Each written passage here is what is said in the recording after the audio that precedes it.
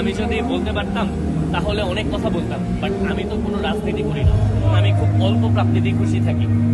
তুলনামূলকভাবে যদি বলি যে 5 আগস্টের পর থেকে, 24 সালের 5 আগস্টের পর থেকে যেভাবে করে অস্থির হয়ে যাওয়ার কথা ছিল, আমার কাছে মনে হয় এভাবে করে অস্থির হয় নাই। অন্যান্য দেশ হইলে আরো অনেক বেশি হইতে পারতো, ওই তুলনায় আমাদের দেশের মানুষ অনেক সভ্য।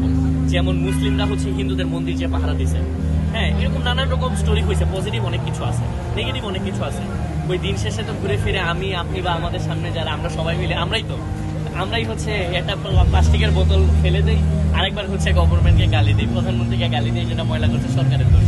সো এই মানুষজন আমরাই তো সবাই, আমাদেরকে নিয়ে আমার অনেক বেশি আশা তা না, বাট হ্যাঁ, আমার বিশ্বাস, আশা করতে চাই সামনের দিনে যদি ইয়াং জেনারেশন যারা আছে তারা, আমি চাইবো যেন পলিটিক্যালি কম ইনভলভ হয়, কারণ পলিটিক্যালি যেসব অস্থিরতা দেখতেছি, পলিটিক্যালি যত কম ইনভলভ হয়ে পরিবারের জন্য, সমাজের জন্য, দেশের জন্য যতটুকু করতে পারি আমরাই যদি আগে নিয়ে যেতে পারি। আসলে ব্যাপার হচ্ছে কি, আমি যদি বলতে পারতাম তাহলে অনেক কথা বলতাম, বাট আমি তো কোনো রাজনীতি করি না, আমি সবসময় অন্যায়ের বিরুদ্ধে। তো আমার মাথায় অনেক কথা আছে, এই কথাগুলো যদি আমি বলতে থাকি মানুষজন বিরক্ত হয়ে যাবে, যে চিন্তা করবে এই লোকে গান করবে, এই লোকে এত কথা বলে কেন।